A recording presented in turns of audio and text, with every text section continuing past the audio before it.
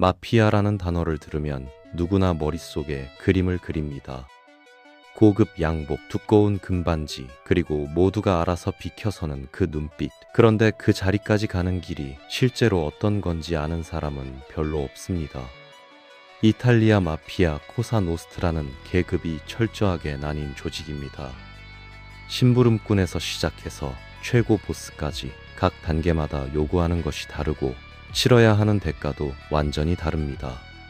이 세계에서 올라간다는 건 단순히 더 많은 돈을 번다는 뜻이 아닙니다. 더 많은 걸 알게 되고, 더 많은 걸 짊어지게 되고, 그리고 배신당할 이유가 하나씩 더 늘어나는 겁니다.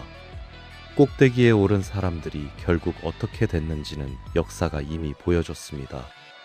감옥 아니면 관입니다. 그렇다면 그 계단을 한 칸씩 올라가면 실제로 어떤 일들이 벌어지는지 지금부터 직접 따라가 보겠습니다.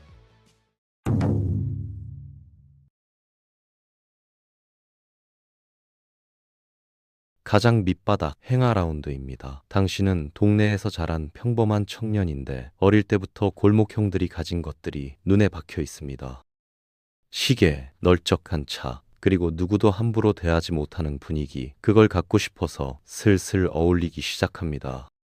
처음엔 커피를 사다 나르고 차를 닦고 카드게임 하는 방 안에 샌드위치를 갖다 주는 심부름꾼입니다. 조직원들은 당신을 거의 쳐다보지도 않습니다. 당신은 그냥 공짜 인력이고 그들에게 당신은 존재하지 않는 사람이나 마찬가지입니다. 이 단계에서 돈은 한 푼도 없습니다. 돈은커녕 위험만 있습니다. 경찰이 들이닥치면 뒷문으로 빠져나가는 건 보스들이고 경찰차에 실리는 건 당신입니다. 그럼에도 이 시간을 버티는 이유는 단 하나, 다음 단계로 가기 위해서입니다. 여기서 살아남는 방법은 두 가지입니다. 입을 닫고 쓸모 있는 사람이 되는 겁니다. 두 블록 밖에 경찰차가 보이면 먼저 알려주는 사람, 부탁하기 전에 먼저 움직이는 사람이 되면 그 눈에 띄는 순간이 오고 다음 문이 열립니다.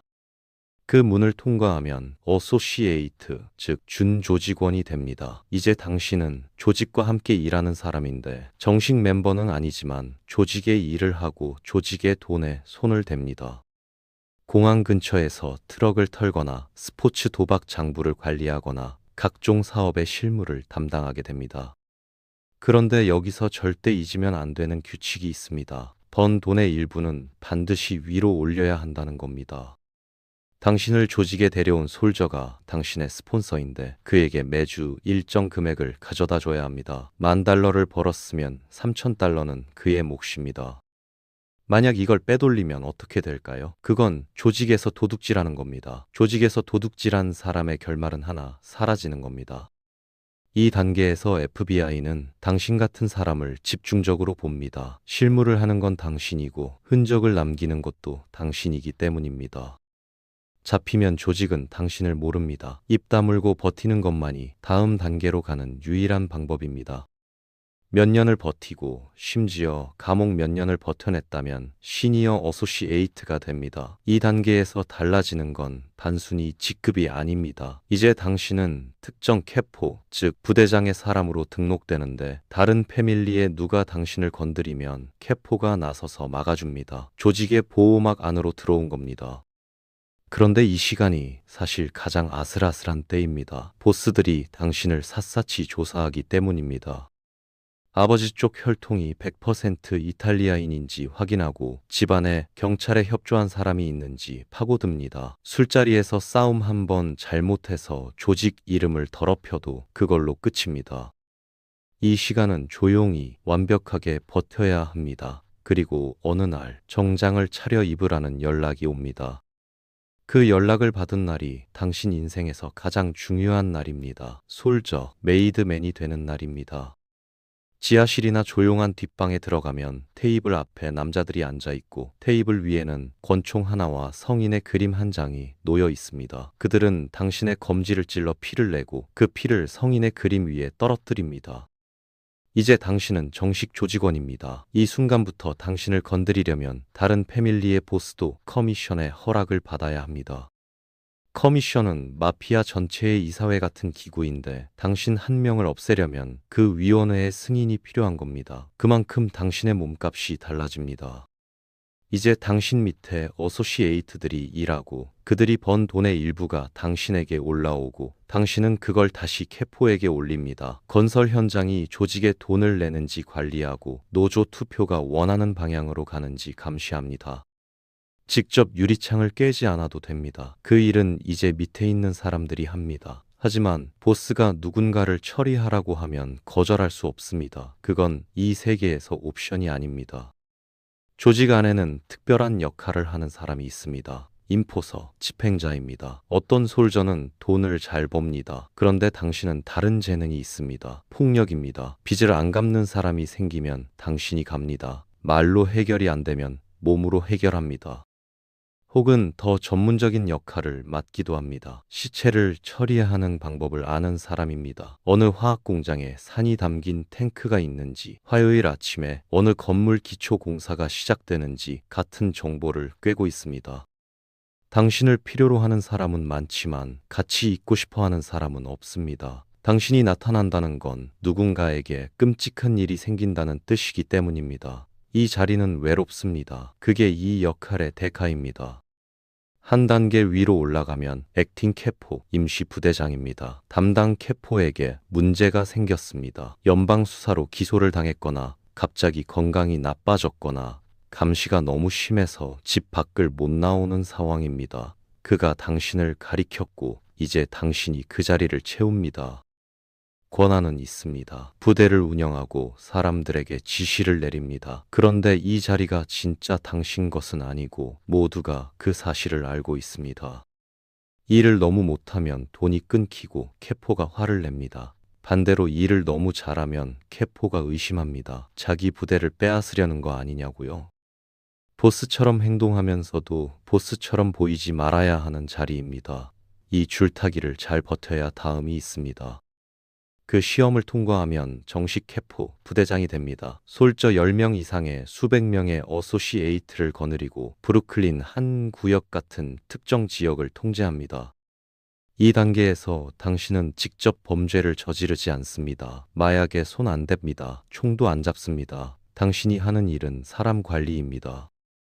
솔저들과는 공원이나 쇼핑몰 같은 안전한 장소에서 만나 지시를 내리고 돈을 받습니다. 그 돈을 다시 위로 올립니다. 그런데 이 자리에는 할당량이 있습니다. 경기가 나빠도 FBI가 도박장을 급습해도 다음 주까지 보스에게 줄 돈을 반드시 만들어야 합니다. 못 만들면 교체됩니다. 그리고 이 세계에서 교체는 해고가 아닙니다. 제거입니다. 두 솔저 사이에 돈 문제로 싸움이 나면 당신이 판사이고 당신 말이 법입니다. 그 무게를 매일 짊어져야 합니다. 보스와 캐포들 사이에서 특별한 역할을 하는 사람이 있습니다. 메신저입니다. 패밀리들은 서로 소통해야 하는데 보스들이 직접 만날 수가 없습니다. FBI가 모든 악수를 사진으로 남기기 때문입니다. 그래서 당신이 움직입니다. 뉴욕 5패밀리 사이를 오가며 절대 전화나 종이에 담을 수 없는 메시지를 직접 전달합니다. 한 패밀리 솔저가 다른 패밀리 솔저의 아내와 문제가 생겼을 때 총이 나오기 전에 협상을 끌어내는 것도 당신 몫입니다. 매력 있고 침착해야 하며 무슨 말을 들었는지 절대 밖에서 꺼내면 안 됩니다. 눈에 잘 안 띄지만 실제로는 굉장히 힘 있는 자리입니다. 그 위에는 콘시글리엘레 참모가 있습니다. 당신에게는 부대도 없고 담당 구역도 없습니다. 대신 보스의 귀가 있습니다. 조직 전체에서 보스에게 틀렸다고 말할 수 있는 유일한 사람이 당신입니다. 보스가 분노에 휩쓸려 캐포를 없애버리려 할 때 당신이 말합니다. 잠깐 사업을 생각하세요. 지금 그 결정이 불러올 후폭풍을 생각하세요. 대부분 변호사 출신이거나 법적 사고를 하는 사람입니다. RICO법 같은 연방 조직범죄 규정을 피해 사업 구조를 짜는 방법을 조언하고 캐포들 사이에 갈등이 터졌는데 언더보스도 못 푸는 상황이 오면 당신에게 옵니다. 당신은 위협적인 존재가 아니기 때문에 안전합니다. 왕좌를 노리지 않는 사람. 그래서 오히려 왕에게 가장 가까이 있을 수 있는 자리입니다. 언더보스는 사실상 부사장입니다. 보스가 CEO라면 당신은 COO이고 모든 캐포들이 당신에게 보고합니다. 각 부대의 돈을 취합하고 캐포선에서 못 해결하는 분쟁을 당신이 처리하며 보스에게까지 올릴 필요 없는 크고 작은 문제들을 중간에서 걸러냅니다.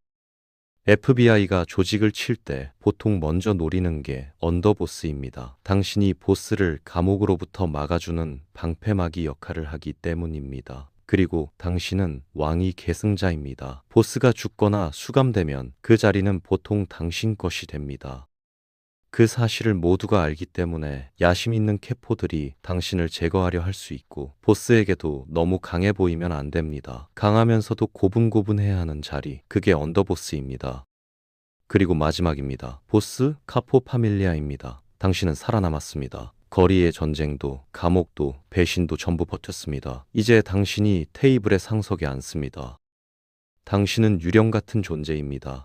총을 만지지 않고 범죄 수익금에 직접 손대지 않으며, 당신과 범죄 사이에는 여러 겹의 사람들이 있습니다. 언더보스에게 귓속말로 지시를 내리면 3일 뒤에 경쟁자가 사라집니다. 이것이 권력의 방식입니다. 당신은 커미션에 참석합니다. 미국 전역에서 어떤 사업을 어느 패밀리가 통제하는지 나누고, 누가 조직원이 될 수 있는지, 누가 죽어야 하는지 결정합니다. 모든 결정권이 당신 손에 있습니다.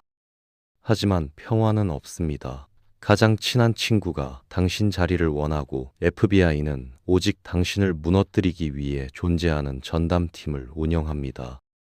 이 세계에는 은퇴가 없습니다. 당신이 이 자리를 떠나는 방법은 세 가지입니다. 병원 침대 위에서, 감옥 안에서, 아니면 스테이크 식당 앞 보도블록 위에서. 이것이 당신이 선택한 삶입니다. 마피아의 계급 구조를 들여다보면 결국 모든 단계가 하나의 거래입니다. 충성을 바치면 보호를 받고, 돈을 올리면 자리가 올라가고, 비밀을 지키면 살아남습니다. 그런데 그 거래가 언제 깨질지는 아무도 모릅니다. 오늘 당신 옆에 앉아 밥을 먹던 사람이 내일 당신을 없애라는 명령을 받을 수 있습니다. 그게 이 세계의 진짜 얼굴입니다. 오늘도 끝까지 시청해 주셔서 감사합니다.